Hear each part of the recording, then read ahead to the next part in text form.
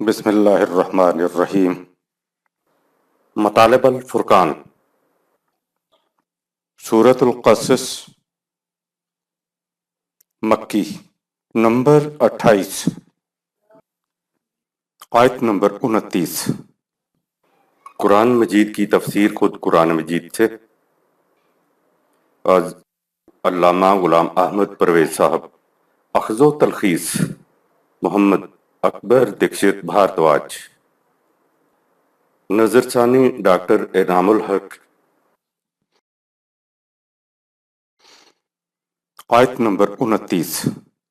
فلما قضى موسى الأجل وسار بأهله آنس من جانب الطور نارا قال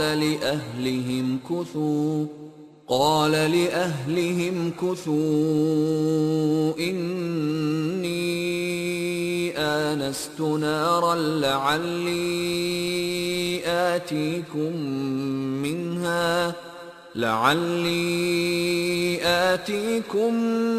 منها بخبر أو جذوة من النار لعلكم تصطلون۔ جب موسیٰ علیہ السلام نے اپنی مرضی کے مطابق مدت ملازمت پوری کر دی تو وہ اپنے لوگوں کو ساتھ لے کر مدین سے روانہ ہوا۔ راستے میں رات کے وقت اس نے دور سے کوہ طور کی جانب آگ دیکھی۔ اس نے اپنے لوگوں سے کہا کہ تم ذرا یہیں پہ ٹھہرو، میں نے آگ دیکھی ہے، میں وہاں جاتا ہوں، شاید وہاں سے مجھے راستے کی کچھ خبر مل جائے، یا کم از کم میں تمہارے لیے آگ کا انگارہ ہی لے آؤں تاکہ تم آگ تاپو۔ آگ کو دیکھ کر حضرت موسیٰ علیہ السلام نے جان لیا کہ طور پر کوئی انسان ہوگا۔ جہاں آگ ہوتی ہے وہ اس چیز کی نشاندہی ہوتی ہے کہ وہاں کوئی انسان ہوگا، کیونکہ انسان کے علاوہ حیوان آگ نہیں جلا سکتے۔ آگ علامت ہوتی ہے کہ وہاں آدمی ہوگا، اسی کو عربی زبان میں آیت کہتے ہیں۔ شک کے ساتھ کہا شاید وہاں آدمی مل جائے گا تو اس سے راستے کا پتہ نشان پوچھ لوں گا، کیونکہ آدمی آگ جلانے کے بعد وہاں سے ادھر ادھر جا سکتا ہے۔ لیکن یقین سے کہا کہ اگر وہاں آدمی نہ ہوا تو تھوڑی سی آگ ضرور لے ہی آؤں گا تاکہ تم تاپ سکو۔ معلوم ہوا کہ سردیوں کا موسم تھا۔ آیت نمبر 30۔ فلما أتاها نودي من شاطئ الوادي الأيمن في البقعة المباركة من الشجرة أن يا موسى إني أنا الله رب العالمين۔ جب موسیٰ وہاں پہنچا، وادی کی دائیں جانب اس بابرکت زمین کے ایک درخت کی طرف سے آواز آئی کہ اے موسیٰ علیہ السلام، یہ آواز مجھ اللہ کی طرف سے آ رہی ہے جو تمام اقوام عالم کو نشو و نما دینے والا ہے۔ انی ان اللہ رب العالمین۔ حضرت موسیٰ علیہ السلام سے مخاطب ہوتے ہوئے سب سے پہلی ہی صفت وہی ہے جہاں سے قرآن کی ابتدا ہوتی ہے، یعنی ربوبیت عالمینی۔ میں اللہ رب العالمین ہوں۔ پہلے تعارف میں ہی بتا دیا کہ ڈرنے کی کوئی بات نہیں، میں تو ربوبیت عالمینی کا ذمہ دار ہوں۔ یہ بات اس لیے کہی گئی کہ یقین ہو جائے کہ مخاطب میری پرورش کرنے والا ہے۔ پرورش کرنے والے سے خواہ مخواہ ایک پیار پیدا ہو جایا کرتا ہے۔ خدا کی طرف سے حضرت موسیٰ علیہ السلام کو آنے والی آواز وہی تھی۔ آواز آتی ہے کو قرآن کریم نے خود وہی کہہ دیا کہ یہ ہماری وحی تھی۔ وحی کے اعتبار سے آواز کے معنی یہ نہیں کہ جسے ہم طبعی آواز کہتے ہیں، جیسے ایک مقرر کی آواز سامعین تک پہنچتی ہے۔ طبعی آواز کے لیے تو بہرحال ایک حلق کا، ایک زبان کا اور سننے والے کان کا ہونا ضروری ہے۔ جب اللہ کہتا ہے کہ میں کلام کرتا ہوں یا قال اللہ تعالی، تو اس کے لیے ہمارے ذہن میں یہی آئے گا کہ کہنے والے کا حلقہ ہے، زبان ہے جس سے الفاظ باہر آتے ہیں، اور سننے والا ان کو اپنے کان سے سنتا ہے۔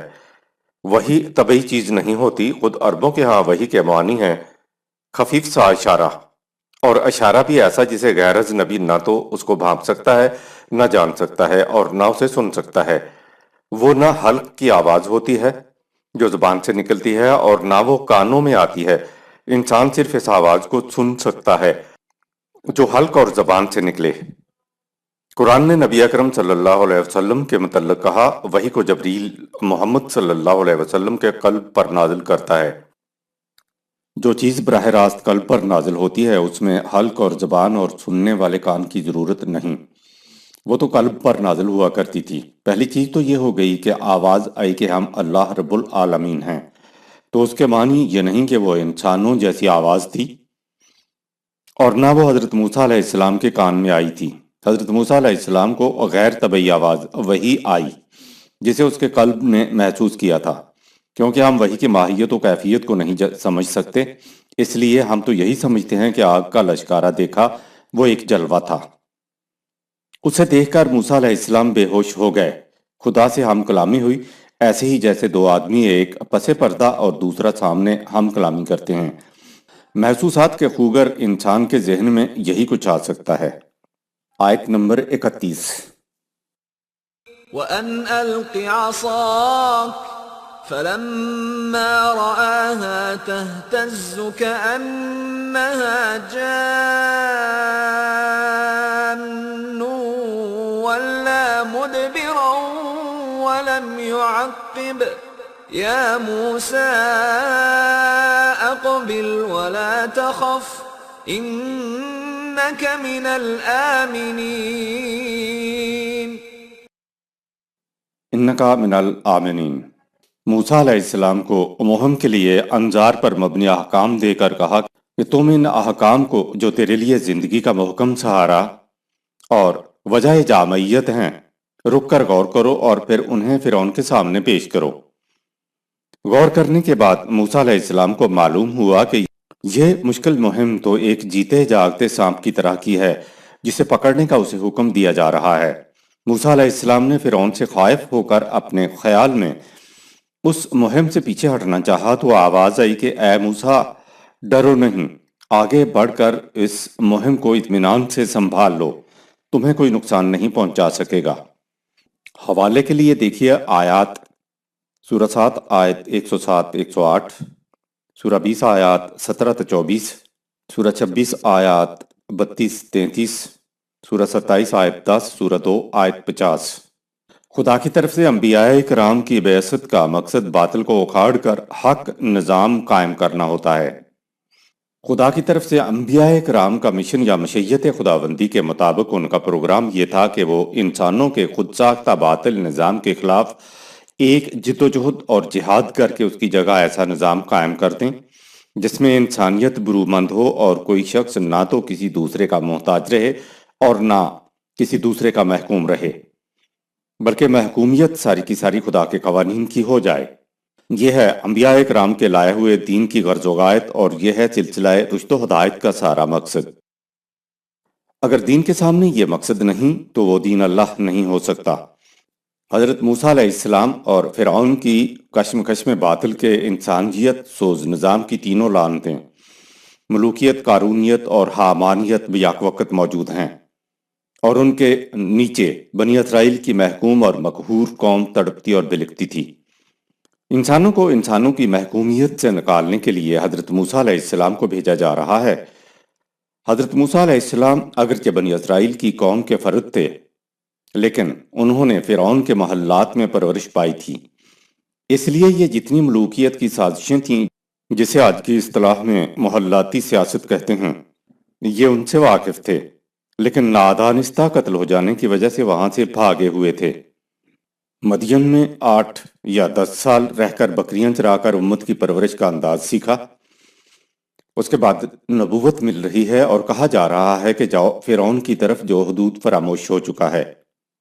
ظاہر ہے کہ موسیٰ علیہ السلام کو فرعون کے باطل نظام میں ساتھی بننے کے لیے تو نہیں بھیجا جا رہا تھا، بلکہ مبعوث ہونے کے اعتبار سے آپ کا فریضہ یہ تھا کہ باطل نظام کو جڑ بنیاد سے کھیڑ کر اس کی جگہ بنی اسرائیل کے لیے نظام خداوندی قائم کیا جائے۔ فرعون کی سلطنت مصر ہی نہیں فلسطین تک پھیلی ہوئی تھی۔ اس کے مقابلے میں موسیٰ علیہ السلام محکوم قوم کا ایک فرد، بکریاں چرانے والا، بے دست و پا ہے، اسے حکم دیا جاتا ہے کہ جاؤ فرعون کی طرف، اس کے پنجائے استبداد سے انسانیت کو چھڑاؤ۔ ظاہر ہے کہ جو مشن اس کے سپرد کیا جا رہا تھا وہ بڑا ہی صبر آزما اور ہمت شکن تھا، اور پھر نادانستہ قتل کی وجہ سے وہ بھاگے ہوئے بھی تھے۔ دونوں کا تقابل کریں، نبی کو تو ایک دن پہلے بھی پتہ نہیں ہوتا تھا کہ وہ کل نبی بننے والا ہے، نبوت سے سرفراز کرتے ہی کہا جا رہا ہے کہ جاؤ فرعون کی طرف۔ اچانک موسیٰ علیہ السلام کو حکم ہوا تو حضرت موسیٰ علیہ السلام کو ایسے معلوم ہوا کہ کہا جا رہا ہے کہ ایک اژدہا کو جا کے پکڑ لو۔ قرآن حکیم نے داستان موسیٰ علیہ السلام میں محاکاتی اور مجازی انداز کو اپنایا ہے۔ اس آیت میں قرآن نے محاکاتی انداز اپنایا، یہ مجازی انداز ہے جو کہا جا رہا ہے کہ اپنا عصا پھینک دو اور وہ سانپ بن گیا۔ کہا کہ ڈرنے کی کوئی بات نہیں، پکڑ لو۔ پکڑ لیا تو پھر وہ عصا بن گیا۔ یہ طلسم ہوش ربا کی باتیں نہیں ہیں بلکہ بات کرنے کا مجازی انداز ہے۔ ایک انسان کو اس مقصد کے لیے چنا جاتا ہے کہ جاؤ تم قاعدے قانون کے مطابق ہمارے دیے ہوئے پروگرام کے مطابق انقلاب برپا کرو۔ خدا براہ راست اپنے پروگرام کو روبے عمل لانے کی قدرت رکھنے کے باوجود صرف ایک انسان کا انتخاب کرتا ہے، اسے کہتا ہے کہ انقلاب برپا کرو۔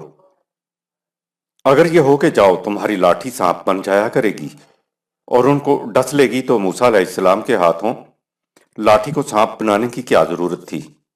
وہاں سانپ بنا کر خود خدا چھوڑ دیتا۔ اگر یہ کرنا تھا تو پھر ایک انسان کو درمیان میں لانے کی کیا ضرورت تھی؟ ایسی بات نہیں ہے کہ انہوں نے لاٹھی پھینکی تو وہ اژدہا بن گیا اور وہ ڈر کے بھاگے تو ان سے کہا گیا کہ ڈرو نہیں، اسے ہاتھ میں پکڑ لو تو وہ پھر سے لاٹھی بن گئی، یا ہاتھ کو بغل میں دبا کر باہر نکالا وہ چاند جیسا بن جائے گا۔ ایک شخص کو بچپن سے تیار کیا، اپنے کام کے لیے چنا اور پھر نبوت سے سرفراز کیا، تو کیا خدا نے یہ سب کچھ محض اس لیے کیا کہ لاٹھی سانپ بن جائے اور سانپ کو ہاتھ میں پکڑا جائے تو وہ پھر سے لاٹھی بن جائے؟ تربیت سے موسیٰ علیہ السلام کے جوہروں کی نمود ہوئی، تو کیا اس سے یہ کچھ کرایا جائے گا؟ یہ کیا توک ہے؟ اگر یہی کرانا مقصود تھا تو یہ کام تو کسی بھی شخص سے کرایا جا سکتا تھا۔ اس کے لیے حضرت موسیٰ علیہ السلام کی خدا کے زیر نگرانی تربیت کی کیا ضرورت تھی؟ ہر زبان میں ایک تو لفظوں کے لغوی معنی ہوتے ہیں اور دوسرے ان کے مجازی معنی ہوتے ہیں۔ ایسا ہی عربی زبان میں بھی ہے۔ اب پانی کے معنی وہی پانی ہوتا ہے جو پینے کے کام آتا ہے یا جو ندی نالوں اور دریاؤں میں بہتا ہے۔ جب آپ کہیں گے کہ پانی پانی کر گئی مجھ کو قلندر کی یہ بات، تو یہ بات نہیں کہ میں سر سے پاؤں تک پانی پانی ہو گیا اور بالٹی میں جا پڑا۔ اگر کوئی اس مصرع کا لغوی ترجمہ کرے تو ترجمہ یہ ہوگا کہ قلندر کی بات سن کر میں پانی بن کر نلکے میں چلا گیا اور پھر وہاں سے بالٹی کے اندر جا گرا۔ بھلا یہ ترجمہ درست ہوگا؟ مجازی معنی اس مصرع کے یا محاورے کے ہوں گے کہ میں شرم سے شرابور ہو گیا۔ قرآن کہتا ہے کہ یہ عربی مبین میں نازل ہوا تو قرآن کا مفہوم عربی مبین جاننے والوں ہی سے پوچھا جائے گا۔ اسی طرح اہل زبان سے پوچھا جائے گا کہ پانی پانی ہو جانے کا کیا مفہوم ہے۔ انظار پر مبنی احکام، عصا کے ملنے پر موسیٰ علیہ السلام کی کیفیت اور خدا کی طرف سے ثابت قدمی کی ترغیب۔ خدا نے احکام دیے تو حضرت موسیٰ علیہ السلام کو یوں محسوس ہوا کہ میں بالکل نہتا ہوں، بے سر و سامان ہوں، بھاگا ہوا ہوں اور ایک اژدہا سے لڑنے کے لیے بھیجا جا رہا ہے۔ موسیٰ علیہ السلام سہم گئے۔ یہ سہم جانا بالکل فطری عمل ہے۔ کہا گیا یا موسیٰ اقبل ولا تخف، سورہ 28 آیت نمبر 31۔ اے موسیٰ ڈر نہیں، آگے بڑھ جا، اس پروگرام سے پیچھے نہ ہٹو۔ لفظ اقبل سورہ 28 آیت نمبر 31 خود کہہ رہا ہے کہ مشن کو لے کر آگے بڑھ جا، پیچھے نہ ہٹ، تم امن میں رہو گے۔ ہر نبی کی تعلیم دو گوشوں پر مشتمل ہوتی تھی، ایک انظار پر مبنی احکام یعنی خطرات سے آگاہ کرنے والے احکام کہ ایسا کرو گے تو تمہارا نام و نشان تک مٹ جائے گا، ان کو مجازی انداز میں ایسا کہا گیا ہے، اور دوسرا گوشہ بشارتوں پر مبنی ہوتا تھا کہ اگر تم ان قوانین کی پابندی کرو گے تو دنیا جہان کی خوشگواریاں تمہارے پاؤں چومیں گی۔ ملاحظہ فرمائیں اس دوسرے گوشے پر مبنی تعلیم میں کتنی خوشگواریاں ہیں، کتنی بشارتیں ہیں، کتنی نورانیت ہے، کتنا جمالی پہلو ہے۔ قرآن کریم نے بتایا کہ ہر نبی کی تعلیم کا ایک جلالی انظار پر مبنی پہلو ہوتا تھا اور جمالی بشارتوں پر مبنی پہلو بھی ہوتا تھا۔ جلالی تعلیم کو عصا سے تعبیر کیا گیا ہے جبکہ جمالی تعلیم کو ید بیضاء سے تعبیر کیا گیا ہے۔ حضرت موسیٰ علیہ السلام کی تعلیم میں بھی یہ دونوں گوشے موجود ہیں۔ بشارتوں پر مبنی قوانین پر عمل کرنے سے سرفرازیاں اور خوشگواریاں ہاتھ میں آ جاتی ہیں، یعنی نورانیت کی زندگی تک رسائی ہو جاتی ہے۔ نورانیت کا ہاتھوں میں آ جانے کا مطلب یہ نہیں کہ جیب سے ہاتھ باہر نکالا اور وہ چاندی کی طرح چمکنے لگا۔ آیت نمبر 32۔ اسلك يدك في جيبك تخرج بيضاء من غير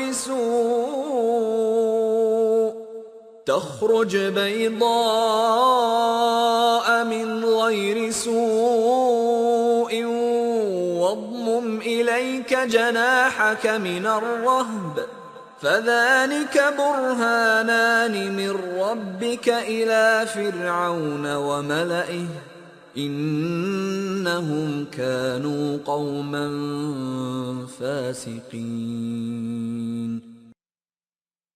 پھر موسیٰ علیہ السلام کو بشارت پر مبنی احکام دیے گئے جن میں حسن عمل کے خوشگوار نتائج کی خوشخبریاں تھیں۔ اس کے علاوہ ان احکام کی تائید میں روشن اور تابناک دلائل و براہین بھی دیے گئے جو خوشگن تھے۔ اگر کہیں خوف کا مقام آئے تو پھڑپڑانا نہیں بلکہ اپنے بالوں پر سمیٹ کر دل کی پوری مضبوطی سے مقابلہ کے لیے تیار رہنا۔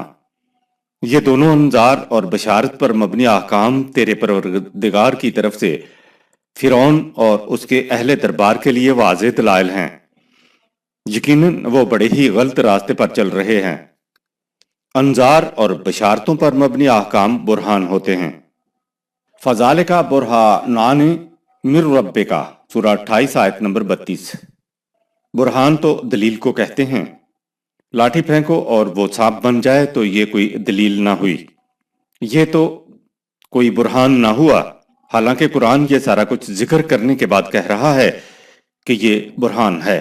یاد رکھنے کی بات یہ ہے کہ ہر نبی کی وحی پر مبنی بات دلیل و برہان ہوتی تھی۔ وہ بینات یعنی کھلے دلائل پیش کرتے تھے اور مخالفین سے بھی کہتے تھے ہاتو برہانکم ان کنتم صادقین، سورہ 2 آیت نمبر 111۔ اگر تم سچے ہو تو میری تعلیم کے خلاف دلیل لاؤ۔ ایک اور مقام پہ کہا کہ یہ دلیل نہیں لا سکیں گے، سورہ 23 آیت نمبر 117۔ نبی دھاندلی سے کچھ نہیں منواتا۔ خارج العادت سپر نیچرل چیزیں تو سب سے بڑی دھاندلی ہوتی ہیں۔ یہ تو عقل کو معاف کر دینا ہے۔ بابے شوبدہ دکھاتے ہیں تو یہ کتنی بڑی دھاندلی ہوتی ہے۔ بڑے سے بڑا جابر بھی آپ سے کچھ نہیں منوا سکتا، لیکن شوبدہ دکھا کر بابا کہے بیٹا رکھتے یہاں سب کچھ ورنہ تباہ کر دوں گا، آگ لگا دوں گا، تو بڑے سے بڑے خوف سے زمین پر گر جاتے ہیں اور نکال کر دے دیتے ہیں۔ اس سے بڑا استبداد اور کیا ہو سکتا ہے؟ اس آیت میں کہا گیا کہ یہ براہین ہیں، ان کو لے کر جاؤ۔ موسیٰ علیہ السلام نے جا کر یہ نہیں کہا کہ اگر تم نے میری تعلیم کو تسلیم نہ کیا اور اس کے مطابق زندگی بسر نہ کی تو پھر اژدہا چھوڑ دوں گا، وہ تم سب کو نگل جائے گا۔ ایسا نہیں کہا، خدا کے عطا کردہ احکام پیش کیے تھے، لاٹھی نہیں پھینکی تھی۔ اس آیت میں کہا گیا ہے کہ اگر تمہیں خوف محسوس ہو تو اپنے ہاتھوں کو سمیٹ لینا۔ یہ ہاتھوں کا سمیٹ لینا بھی محاورہ ہے۔ جناحن، سورہ 27 آیت نمبر 32۔ پرندے کے پر کو کہتے ہیں۔ ہر پرندہ خوف کے وقت پھڑپڑاتا ہے، اگر اس کو امن ہو تو اپنے بازو پروں کو سمیٹ کر بیٹھ جاتا ہے۔ بالوں پر سمیٹ لینا ایک محاورہ ہے جو اطمینان کی حالت کو ظاہر کرتا ہے۔ کہا کہ اگر تمہیں خوف محسوس ہو تو پھڑپڑانے کی بات نہیں ہے، ایسے وقت اطمینان قلب رکھو، جمعیت خاطر رکھو، سکون سے رہو، حوصلہ قائم رکھو۔ محاورے کے انداز میں سمجھایا جائے تو بات صاف ہو جاتی ہے۔ اس آیت میں حضرت موسیٰ علیہ السلام کو دیے گئے احکام و قوانین کو دلائل کہا ہے، نہ کہ جادو کے تماشے کو۔ آیت نمبر 33۔ قال رب انی قتلت منهم نفسا فأخاف ان يقتلون۔ موسیٰ علیہ السلام نے کہا ہے میرے پروردگار، میرے ہاتھوں ان کا ایک آدمی قتل ہو گیا تھا تو میں ڈرتا ہوں کہ وہ مجھے پکڑ کر قتل کر دیں گے۔ آیت نمبر 34۔ وَأَخِي هَارُونُ هُوَ أَفْصَحُ مِنِّي لِسَانًا فَأَرْسِلْهُ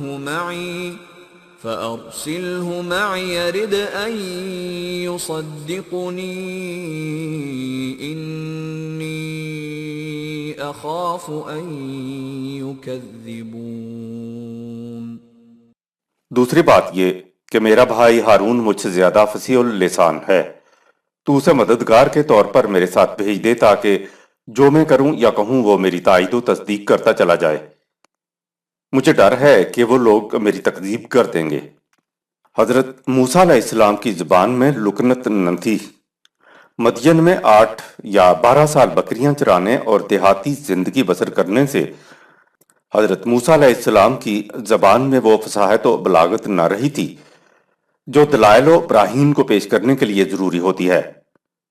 یہاں فصاحت کی بات ہے، ورنہ عصا کے سانپ بننے میں زبان کا کیا تعلق تھا؟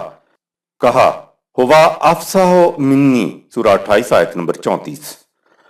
میرا بھائی ہارون علیہ السلام میرے مقابلے میں زیادہ فصیح البیان ہے، بات کو میرے مقابلے میں زیادہ فصاحت کے ساتھ ادا کر سکتا ہے۔ کیونکہ وہ شہر میں رہا ہے اس لیے اسے میرے ساتھ بھیج دے، کیونکہ وہاں دربار میں مکالمہ مناظرہ ہوگا، دلائل پیش کرنا ہوں گے۔ کہا کہ مجھے لگتا ہے کہ وہ مجھے جھٹلائیں گے، بات کرنا ہوگی، اس کے لیے فصاحت اور بلاغت نہایت ضروری ہے۔ ملاحظہ فرمائیں، معاملہ لاٹھی پھینکنے کا نہیں ہے اور نہ ہی معجزہ کا ہے، بلکہ باتیں کرنے کا ہے۔ اگر بات صرف معجزہ کی ہوتی تو اس میں فصاحت و بلاغت کی کیا ضرورت تھی؟ اگر سانپ دکھا کر جیتنے کی بات ہوتی تو فصیح و بلیغ بھائی کو ساتھ لے جانے کی کیا ضرورت تھی؟ یہ بات کہ بچپن میں جلتے کوئلے سے حضرت موسیٰ علیہ السلام کی زبان میں لکنت پیدا ہو گئی تھی، وہ غلط ہے۔ آیت نمبر 35۔ قال سنشد عضدك بأخيك ونجعل لكما سلطانا فلا يصلون إليكما بآياتنا أنتما ومن اتبعكما الغالبون۔ خدا نے فرمایا ہم تمہارے بھائی کو تمہارے ساتھ بھیج کر اسے تمہارا دست و بازو بنا دیں گے، اور تم دونوں کو ایسا دبدبہ عطا کریں گے کہ ان لوگوں کے ہاتھ تم تک نہیں پہنچ سکیں گے۔ تم ان احکامات کو لے کر ان کی طرف جاؤ، تم دونوں اور جو لوگ تمہارا اتباع کریں گے وہ یقیناً اہل فرعون پر غالب رہیں گے۔ حضرت موسیٰ علیہ السلام کے پاس عصا کتاب مبین کے قوانین کی صورت میں تھے۔ اس آیت میں ہے بآیاتنا بینات، سورہ 28 آیت نمبر 35، یعنی واضح قوانین کے ساتھ بات قوانین کی ہو رہی ہے کہ جاؤ ان قوانین کو پیش کرو، تم دیکھو گے کہ تم اور تمہارے متبعین ہی غالب آئیں گے۔ جادو یا معجزہ سے ایک لاٹھی کو سانپ بنا دینا کسی طرح بھی بینات اور واضح دلائل کے زمرے میں نہیں آتا۔ قرآن نے کہا ہے کہ یہ قوانین بین ہیں، ہماری آیات مبین ہیں، واضح ہیں، غیر مبہم ہیں۔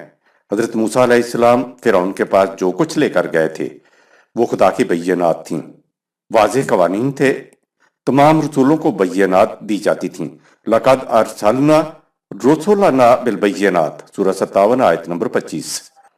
ہم نے اپنے تمام رسولوں کو بینات کے ساتھ بھیجا، تو کیا خدا نے تمام رسولوں کو سانپ کے ساتھ بھیجا تھا؟ آیت نمبر 36۔ فلما جاءهم موسى بآياتنا بينات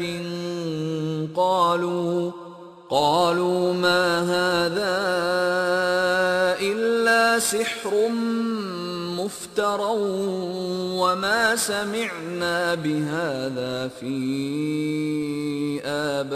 آبائنا الأولين۔ جب موسیٰ علیہ السلام ہمارے واضح قوانین کو لے کر ان کے پاس آیا تو انہوں نے چھوٹتے ہی کہہ دیا کہ یہ تو سب جھوٹ پر مبنی من گھڑت باتیں ہیں، اور ہم نے ایسی باتیں اپنے آباء و اجداد سے کبھی نہیں سنی۔ جو پیش کیا اس کا تعلق دیکھنے سے نہیں سننے سے تھا، جسے قرآن نے مجازی انداز میں پیش کیا ہے۔ اگر لاٹھی نے اژدہا بن کر رسیوں سے بنے چھوٹے چھوٹے سانپوں کو نگل لیا تھا تو یہ بات تو دیکھنے سے تعلق رکھتی ہے، لیکن قرآن کہہ رہا ہے وَمَا سَمِعْنَا بِهَٰذَا فِي آبَائِنَا الْأَوَّلِينَ، سورہ 28 آیت نمبر 36۔ ہم نے تو اپنے آباء و اجداد سے ایسی کوئی بات نہیں سنی۔ اگر بات کا تعلق دیکھنے سے ہوتا تو وہ کہتے کہ یہ جو تم تماشا دکھا رہے ہو نہ ہم نے کبھی دیکھا اور نہ ہمارے آباء و اجداد نے دیکھا۔ معلوم ہوا کہ کوئی بات ایسی تھی جس کا تعلق سننے سے تھا۔ یاد رہے ہم سے اسلاف کے اقوال کے اوپر ایمان لانے کو نہیں کہا گیا ہے، قرآن پہ ایمان لانے کو کہا گیا ہے۔ حضرت موسیٰ علیہ السلام آباء و اجداد کے مسلک سے ہٹ کر کچھ پیش کر رہے تھے، تب ہی تو انہوں نے کہا کہ ایسا ہم نے کبھی اپنے آباء و اجداد سے نہیں سنا۔ قرآن نے خود بتا دیا کہ جو کچھ فرعون کے سامنے پیش کیا گیا وہ برہان تھے، دلائل تھے، جن کو الفاظ میں پیش کیا گیا اور جن کو سن کر انہوں نے کہا کہ ایسا تو ہم نے کبھی نہیں سنا۔ خدا نے لاٹھی کو سانپ بنا کر دکھانے اور ہاتھ کو سفید بنا کر دکھانے کے لیے موسیٰ علیہ السلام کو نہیں بھیجا تھا، بلکہ کچھ احکام پیش کرنے کے لیے بھیجا تھا جو سنے گئے اور سننے کے بعد کہا گیا کہ ایسا تو ہم نے اپنے آباء و اجداد سے کبھی نہیں سنا۔ اگر یہ معجزہ ہی تھا تو پھر یہ ہمارے لیے مثال نہیں بن سکتا۔ قرآن نے تو بار بار کہا ہے کہ ارباب فکر کے لیے ان واقعات میں بہت بڑی عبرت و ہدایت کا سامان ہے۔ لاٹھی اور ہاتھ کا معجزہ ہمارے لیے معزز، عبرت اور ہدایت کیسے بن سکتے ہیں؟ بلند سطح کے لٹریچر میں محاکات اور مجازات ہوتے ہیں، اور یہی انداز قرآن کریم نے ان واقعات کو بیان کرتے ہوئے اپنایا ہے۔ قرآن حکیم کے محاکاتی انداز کو عربی مبین کے تصورات کے تحت ہی سمجھنا ہوگا، تبھی معلوم ہوتا ہے کہ محاکاتی یا مجازی انداز کے مفہوم کا مثلا نیچے ایک شعر دیا جاتا ہے کہ خیال عشق بتاں میں نصیر پیٹا کر، گیا ہے سانپ نکل اب لکیر پیٹا کر۔ یہاں بتاں سے مراد پتھر کے بنے بت نہیں ہیں۔ بتاں مجازی انداز میں معشوق محبوب کے لیے استعمال ہوا ہے۔ سانپ نکل گیا سے مراد ہے کہ محبوب چلا گیا، لکیر پیٹا کر سے مراد ہے کہ اب اس کا انتظار کرنا بے سود ہے، رونا پیٹنا بے سود ہے۔ یہ محاورے یا محاکاتی یا مجازی انداز میں شعر ہے۔ لکیر پیٹنے سے مراد یہ نہیں کہ لکیر پر بیٹھ کر پکارا جائے کہ اے میرے محبوب آ جا، اے میرے محبوب آ جا۔ اہل زبان سے پوچھا جائے گا کہ تمہارے اس محاورے کا مفہوم کیا ہے؟ آیت نمبر 37۔ وقال موسى ربي أعلم بمن جاء بالهدى من عنده ومن تكون له عاقبة الدار إنه لا يفلح الظالمون۔ موسیٰ علیہ السلام نے کہا میرا رب خوب جانتا ہے کہ کون حقیقت میں اس کی طرف سے ہدایت لے کر آیا ہے اور کون اس کی طرف غلط باتیں منسوب کرتا ہے۔ نیز وہ جانتا ہے کہ انجام کار کامیابی کس کی ہوگی۔ اس کا قانون یہ ہے کہ جو لوگ اس کے قوانین سے سرکشی اختیار کرتے ہیں وہ کبھی کامیاب نہیں ہو سکتے۔ ساحرین کی اصلی حقیقت اور مناظروں کی اصلیت۔ عصا کو سانپ بنا کر بات منوانا تو صحیح راستہ نہیں ہے، یہ تو نری دھاندلی ہے۔ ایسا کرنے والا نبی یا کروانے والا تو خدا کہلا ہی نہیں سکتا۔ قرآن کہتا ہے ربی عالم بمن جاء بالہدی من عنده، سورہ 28 آیت نمبر 37۔ موسیٰ علیہ السلام نے کہا میرا رب خوب جانتا ہے کہ کون حقیقت میں اس کی طرف سے ہدایت لے کر آیا ہے۔ حضرت موسیٰ علیہ السلام ہدایت لے کر فرعون کے دربار میں گئے تھے، نہ کہ لاٹھی لے کر۔ بالہدی نے ساری بات واضح کر دی۔ ساحرین دراصل مندروں کے پروہتوں کو مذہبی پیشواؤں کو کہتے ہیں۔ بعد میں یہ لفظ جادو منتر اور شوبدہ کے معنوں میں بھی استعمال ہونے لگ گیا۔ یہ لاٹھی کے شوبدے کا مظاہرہ نہیں تھا، احکام و قوانین پیش کیے جا رہے تھے۔ اسی لیے فرعون نے مقابلے کے لیے ساحرین یعنی مذہبی پیشواؤں کو بلایا تھا کہ یہ جو دلائل پیش کر رہا ہے ان کا تعلق سیاست سے نہیں، اس لیے ان کا جواب دینا میرے بس کی بات نہیں۔ آیت نمبر 38۔ وقال فرعون يا أيها الملأ ما علمت لكم من إله غيري فأوقد لي يا هامان على الطين فاجعل لي صرحا لعلي أطلع إلى إله موسى وإني لأظنه من الكاذبين۔ فرعون نے اپنے اہل دربار سے کہا کہ یہ اقتدار و اختیار اور حاکمیت سب خدا کے لیے کہتا ہے اور اپنے آپ کو خدا کا نمائندہ بتاتا ہے، لیکن میں تو اپنی مملکت میں تمہارے لیے اپنے اقتدار و اختیار کے سوا کسی اور کے اقتدار کو نہیں جانتا۔ اس کے بعد اس نے استہزاء کے انداز میں کہا، اے حامان، تم مٹی کی اینٹوں کو بھٹے میں پکاؤ اور پھر ان اینٹوں سے میرے لیے ایک بلند محل بنواؤ تاکہ اس پر چڑھ کر میں موسیٰ علیہ السلام کے خدا کو جھانک کر دیکھوں۔ بہرحال میں تو اس کو اس کے دعوے میں ایک جھوٹا آدمی خیال کرتا ہوں۔ حضرت موسیٰ علیہ السلام کے دلائل کا مقصد فرعون سے خدا کا حق کے حکومت الہ الارض منوانا تھا۔ فرعون کے دربار میں آج کی اصطلاح میں کوئی مذہبی جھگڑا نہیں تھا، مسئلے مسائل کی بات بھی نہیں تھی، بات ساری یہ تھی کہ حق کے حکومت کس کو حاصل ہے۔ انبیاء کرام اس بات کو نکھارنے کے لیے آتے تھے کہ حق کی حکومت کس کو حاصل ہے۔ فرعون کے الفاظ میں ما علمت لکم من الہ غیری، سورہ 28 آیت نمبر 38۔ اے اہل دربار، میں تمہارے لیے اپنے اقتدار و اختیار کے سوا کسی اور کے اقتدار کو نہیں جانتا۔ یہاں تو یہ بات صرف اہل دربار سے کہی، لیکن دوسرے مقام پر ہے کہ وَنَادَى فِرْعَوْنُ فِي قَوْمِهِ، سورہ 43 آیت نمبر 51۔ اس نے ساری قوم میں منادی کرا دی کہ میرے سوا کوئی الہ نہیں ہے۔ لفظ الہ آیا ہے، فرعون کا دعویٰ تھا کہ میرے علاوہ اور کوئی الہ نہیں ہے، تو کیا وہ لوگوں سے اپنی پرستش کراتا تھا؟ نہیں، لوگ فرعون کی پرستش نہیں کیا کرتے تھے، وہ خود اس کی رعایا سورج دیوتا کی پرستش کیا کرتے تھے۔ ہمارے مروجہ تراجم میں الہ کا ترجمہ ہے وہ جس کی پرستش کی جائے۔ اگر پرستش کی بات تھی تو وہ اپنی پرستش نہیں کرواتا تھا، تو پھر فرعون نے یہ کیوں کہا کہ میں تمہارے لیے اپنے سوا کسی الہ کو نہیں جانتا؟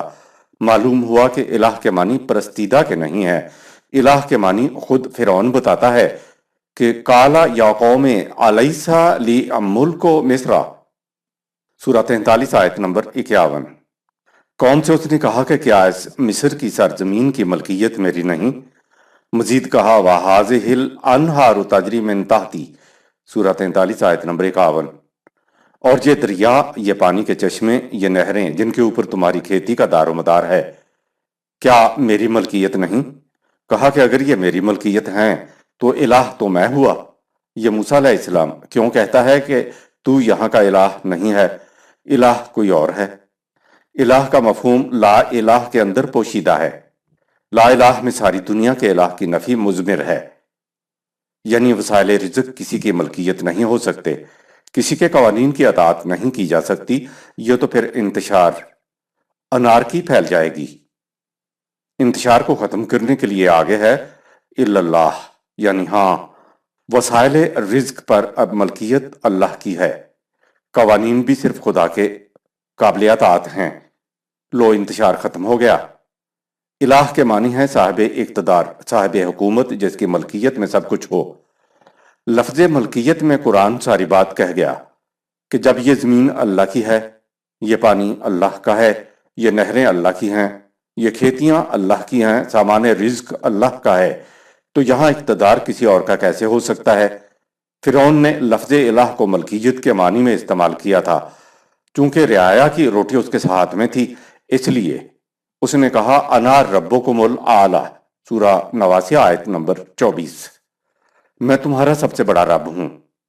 الہ یعنی ملکیت کے اعتبار سے اس نے اپنے آپ کو رب کہا۔ رب کے معنی ہے پرورش کرنے والا۔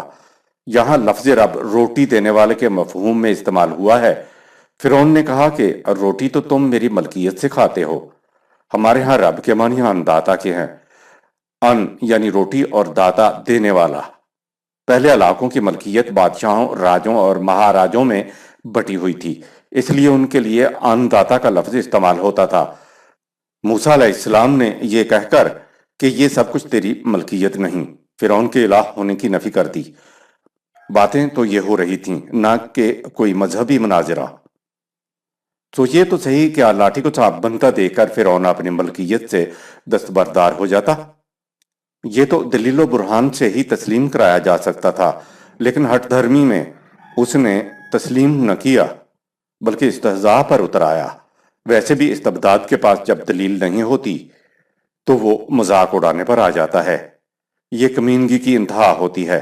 غصہ کرنے سے پروپیگنڈا نہیں ہو سکتا، مذاق اڑانے سے بڑا پروپیگنڈا ہوتا ہے۔ اگر مذاق کا ایک فقرہ کسی کے خلاف کہہ دیا جائے تو وہ عام ہو جاتا ہے۔ فرعون کے پاس جواب نہیں تھا تو اس نے حامان سے کہا کہ ذرا ایک اونچا سا محل بنا جس پر چڑھ کر میں موسیٰ علیہ السلام کے الہ کو دیکھوں کہ یہ کس الہ کی بات کر رہا ہے۔ دیکھیے، لاجواب ہونے کے بعد یہاں فرعون مذہبی پیشوا حامان کو سامنے لاتا ہے، کیونکہ ملوکیت اور سرمایہ داری کا نظام مذہبی پیشوائیت کے سر پہ قائم ہوتا ہے۔ فرعون کا حامان کو سامنے کرنے سے معلوم ہوا کہ حق کا مذاق اڑانے اور استہزاء کے لیے مذہبی پیشوائیت کو سامنے کیا جاتا ہے۔ آیت نمبر 39۔ واستكبر هو وجنوده في الأرض بغير الحق وظنوا أنهم إلينا لا يرجعون۔ فرعون اور اس کا لاؤ لشکر استکبار کے ساتھ ملک کے اندر ظلم و استبداد پر بدستور قائم رہے۔ ان کو اپنی قوت کے نشے میں یہ خیال تک بھی نہیں آیا کہ ان کا ہر قدم ہمارے قانون مکافات کی طرف اٹھ رہا ہے۔ تکبر کا قرآنی مفہوم کبریائی ہے۔ فرعون اور اس کے لاؤ لشکر نے استکبار کیا، یعنی ملک کے اندر ظلم و استبداد گرم رکھا۔ استکبرا کے معنی ہے اس نے تکبر اختیار کیا، غلبہ اختیار کیا، قوت اختیار کی۔ ہمارے ہاں تکبر کو بری چیز سمجھا جاتا ہے، لیکن خدا کی ایک صفت المتکبر سورہ 59 آیت نمبر 23 بھی ہے۔ اگرچہ ابلیسی چیز ہے تو خدا تو اپنے لیے کہہ رہا ہے۔ تکبر کے مادہ سے ہی کبریائی ہے، یعنی غلبہ اور قوت۔ نظام خداوندی کے پاس غلبہ ہوتا ہے، یہ غلبہ ہی تو ہے جسے ہم حکومت کہتے ہیں، قانون کو نافذ کرنا کہتے ہیں، جسے آپ قانون کی حکومت کہتے ہیں، اسی کو کبریائی کہتے ہیں۔ خدا اس معنی میں بالحق المتکبر ہے۔ کائنات میں اسی کا قانون جاری و ساری ہے۔ انسانی کائنات بھی تو اسی کی کائنات ہے، لیکن انسان صاحب اختیار و ارادہ ہے، اس لیے اس نے اپنے اختیار و ارادے سے خدا کی کبریائی کو اپنے معاشرے میں خود قائم کرنا ہے۔ جب انسان ایسا کر لیتے ہیں تو انسانی معاشرہ پوری کائنات کے ساتھ ہم آہنگ ہو جاتا ہے۔ یوں سمجھو پھر پوری کائنات انسانوں کی نشو و نما میں مصروف ہو جاتی ہے۔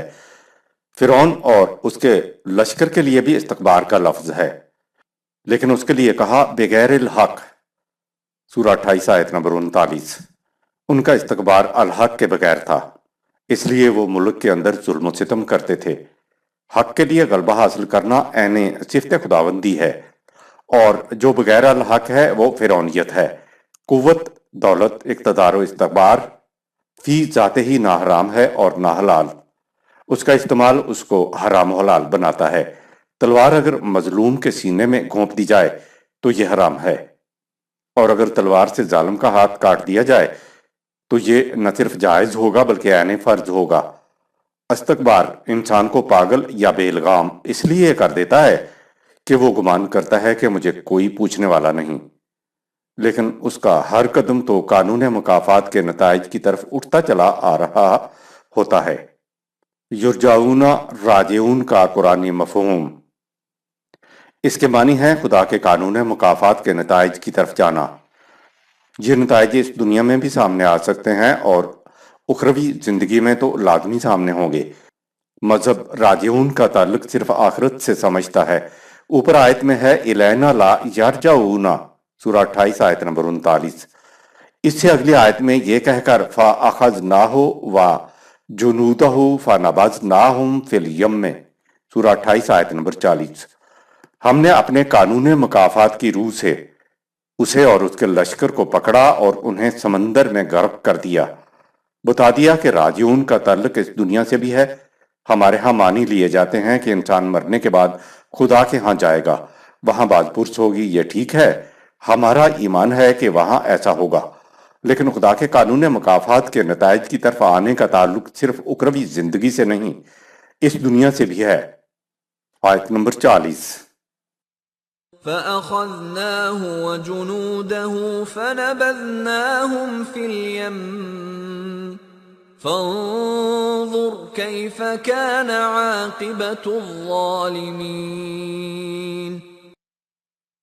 چنانچہ ہم نے اپنے قانون مکافات کی روح سے اسے اور اس کے لشکر کو پکڑا اور انہیں سمندر میں غرق کر دیا۔ تو دیکھو ان لوگوں کا کیا انجام ہوا جنہوں نے ظلم و ستم پر کمر باندھ رکھی تھی۔ آیت نمبر 41۔ وَجَعَلْنَاهُمْ أَئِمَّةً يَدْعُونَ إِلَى النَّارِ وَيَوْمَ الْقِيَامَةِ لَا يُنصَرُونَ۔ وہ انسانیت کو تباہی اور بربادی کے جہنم کی طرف بلانے والوں کے امام، لیڈر بنے، اور ظہور نتائج کے وقت ایسوں کی مدد کرنے والا کوئی نہیں ہوتا۔ آیت نمبر 42۔ وَأَتْبَعْنَاهُمْ فِي هَذِهِ الدُّنْيَا لَعْنَةً وَيَوْمَ الْقِيَامَةِ هُمْ مِنَ الْمَقْبُوحِينَ۔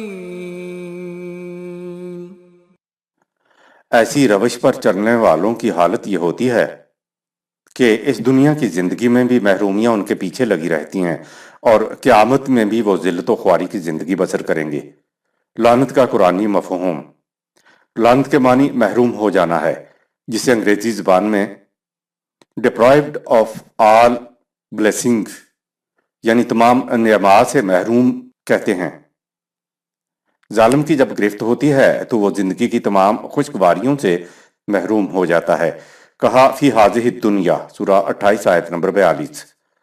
اسی دنیا کی زندگی میں محرومیاں اس کا پیچھا کر رہی ہوتی ہیں۔ آیت نمبر 43۔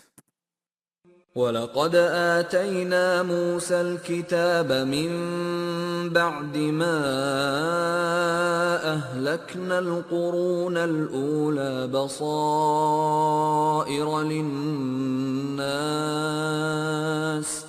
بَصَائِرَ لِلنَّاسِ وَهُدًى وَرَحْمَةً لَعَلَّهُمْ يَتَذَكَّرُونَ۔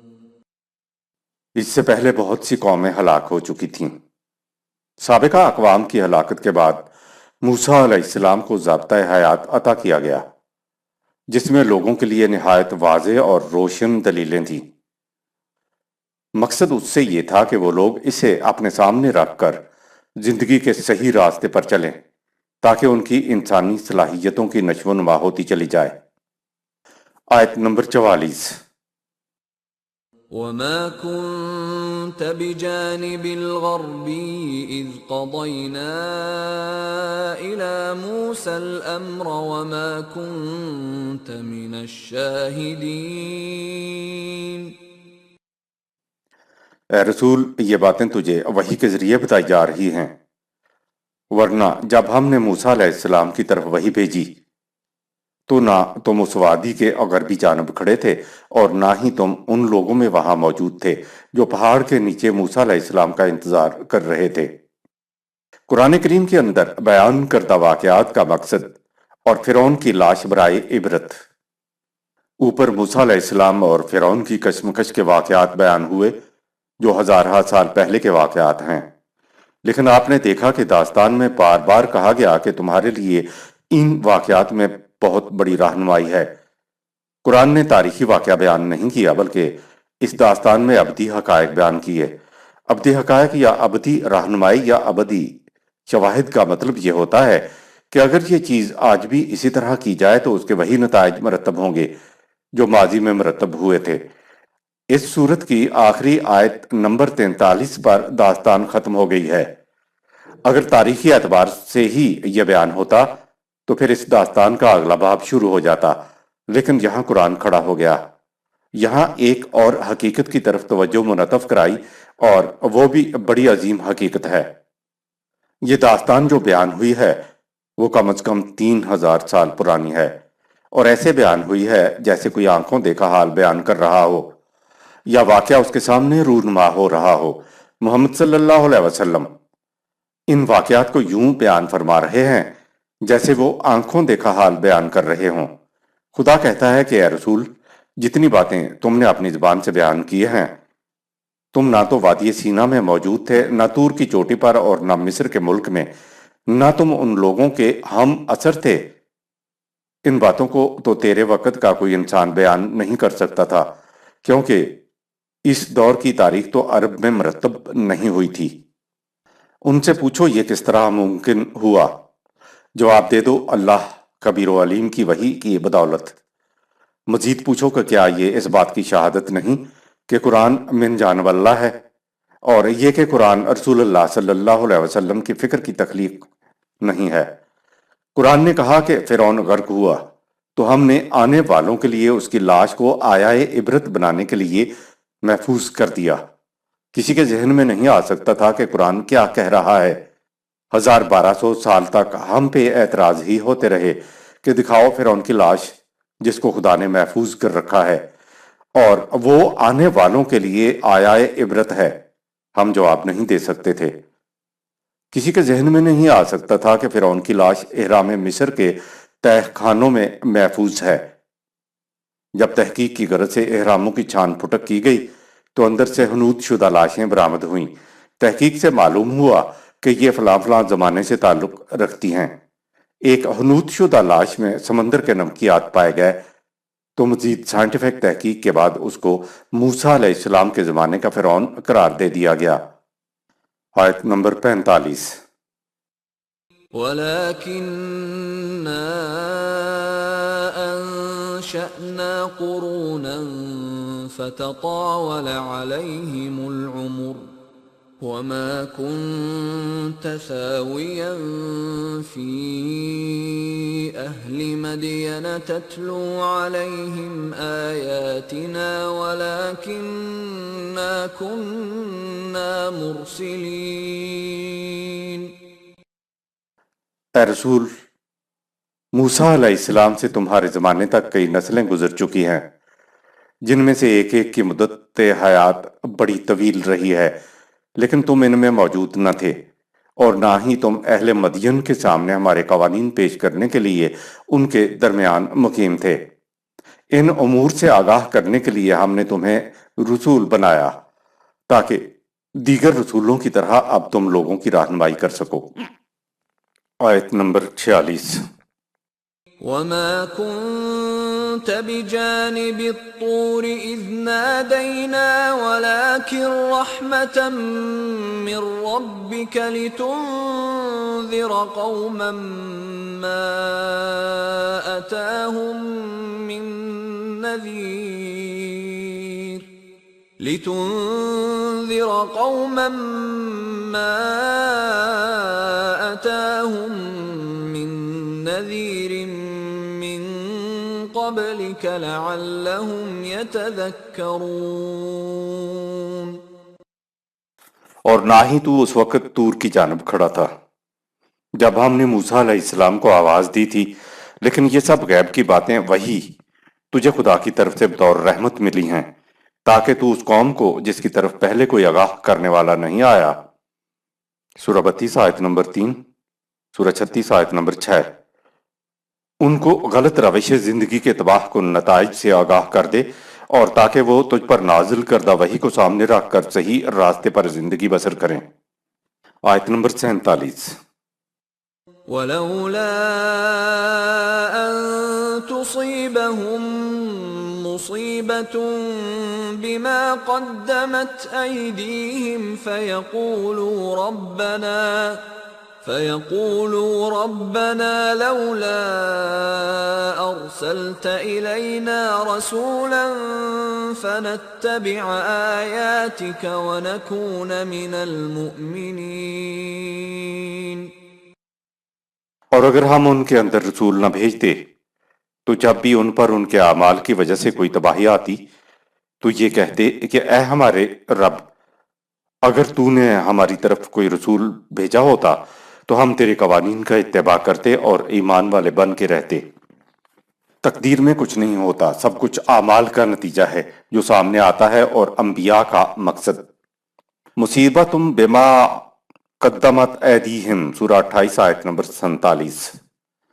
تقدیر کا سارا مسئلہ حل ہو گیا کہ جو مصیبت بھی انسان پر آتی ہے وہ اپنے ہی ان اعمال کا نتیجہ ہوتی ہے جو کیے جا چکے ہوتے ہیں۔ بما قدمت ایدیہم کے معنی ہے جو کچھ اپنے ہاتھوں سے کر کے آگے بھیج دیا۔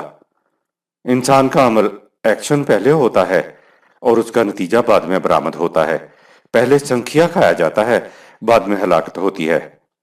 قدم ظاہر کر رہا ہے کہ پہلے تم یہ کر چکے ہوتے ہو، ایدیہم اپنے ہاتھوں سے کر چکے ہو۔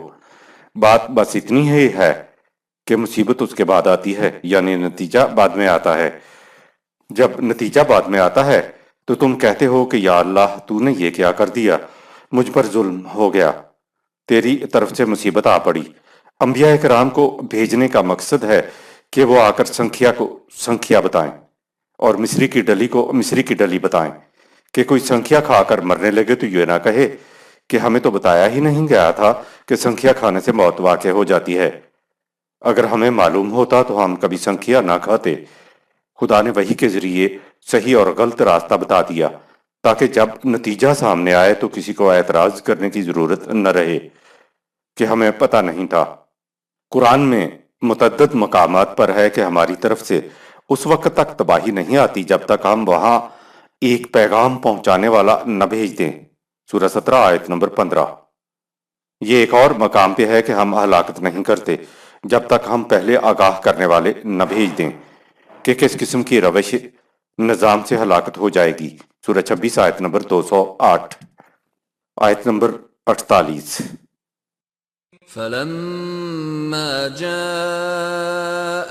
الحق من عندنا قالوا لولا أوتي مثل ما أوتي موسى أولم يكفروا بما أوتي موسى من قبل قالوا سحران تظاهرا وقالوا إنا بكل كافرون۔ اے رسول، جب ان کے پاس ہماری طرف سے حق آ گیا تو اس پر غور و فکر کرنے کی بجائے کہتے ہیں کہ جس طرح کی چیزیں موسیٰ علیہ السلام کو دی گئی تھیں، یعنی نافرمانی سے قوم پر طرح طرح کی تباہیاں، اسی طرح کی چیزیں اس رسول کو کیوں نہ ملیں؟ کیا موسیٰ علیہ السلام کی قوم تباہیاں دیکھنے کے باوجود اس کا انکار نہیں کر چکی ہے جو موسیٰ علیہ السلام کو دیا گیا تھا؟ انہوں نے کہا دونوں موسیٰ و ہارون علیہ السلام فریب کار ہیں جو ایک دوسرے کی مدد کرتے ہیں، اور کہا کہ ہم ان سب کے منکر ہیں۔ تو تیرے مخالفین تباہیوں کو دیکھ کر یہ کیسے ایمان لے آئیں گے؟ مکہ میں سب سے بڑے مخالف قریش تھے اور ہجرت کے بعد یہودی مخالفت میں آگے آگے تھے۔ آیت نمبر 49۔ قل فأتوا بكتاب من عند الله هو أهدى منهما أتبعه إن كنتم صادقين۔ ان سے کہو میری دعوت کو جھٹلاتے ہو تو اللہ کے پاس سے کوئی اور کتاب لاؤ جو موسیٰ علیہ السلام کی کتاب اور قرآن دونوں سے زیادہ ہدایت دینے والی ہو۔ اگر تم سچے ہو تو میں پھر اسی کا اتباع کروں گا، لیکن قرآن کے علاوہ اب خدا کی ہدایت کہیں نہیں ہے۔ انبیاء کرام کا مقصد خدا کے دین کی پیروی کرنا اور کرانا ہوتا تھا۔ کہا جا رہا ہے کہ اگر تم میری طرف نازل قرآن کو جھٹلاتے ہو تو کوئی بات نہیں، میرا کام تو خدا کی طرف سے آئی ہوئی کتاب کی پیروی کرنا ہے۔ لہٰذا اگر تم سچے ہو کہ میری پیش کردہ کتاب خدا کی طرف سے نہیں ہے تو پھر تم ہی خدا کی طرف سے کوئی کتاب پیش کرو، میں تو اس کی بھی پیروی کر لوں گا، کیونکہ من جانب اللہ پیغام کے اصولوں میں کوئی فرق نہیں ہوتا، اور یہ کہ میرا مقصد اپنی پیروی کرانا نہیں ہے بلکہ خدا کی کتاب کی پیروی کرنا اور کرانا ہے۔ انبیاء کرام کے پیغام کی یہ کیفیت ہے کہ وہ مسلسل کڑیاں ہیں جو شروع سے آخر تک چلی آ رہی ہیں۔ روز اول سے آخر تک دین کے اصولوں میں نہ کوئی تضاد ہے نہ کوئی فرق ہے۔ کہا کہ تم خدا کی طرف سے کتاب پیش نہیں کر سکتے، سورہ 2 آیات 23-24۔ کیونکہ کتاب تو نبی پر نازل ہوتی ہے اور نبی میں ہوں، اور جن کتابوں کے متعلق تمہارا دعویٰ ہے کہ وہ من جانب اللہ ہیں وہ تو تحریف ہو چکی ہیں۔ اس موضوع پر علامہ پرویز کی کتاب مذاہب عالم کی آسمانی کتابیں مطالعہ میں مفید رہے گی۔ آیت کا مطلب یہ ہے کہ چونکہ اب خدا کی طرف سے بھیجی گئی کوئی کتاب اپنی اصلی حالت میں نہیں ہے اور اب تمام کتابوں کی اصلی تعلیم کو لے کر قرآن آ گیا ہے، تو اب اس کی پیروی اختیار کرو۔ قرآن نے کہا کہ اے رسول، جو دین تمہیں خدا کی طرف سے دیا جا رہا ہے یہ اصولی طور پر وہی ہے جو اس سے بیشتر حضرت نوح علیہ السلام سے لے کر حضرت عیسیٰ علیہ السلام تک کے انبیاء کرام کو دیتے چلے آ رہے ہیں۔ تو دین اللہ کو قائم رکھو اور دین میں تفرقہ پیدا نہ کرو۔ سورہ 42 آیت نمبر 13۔ صدق اللہ العظیم۔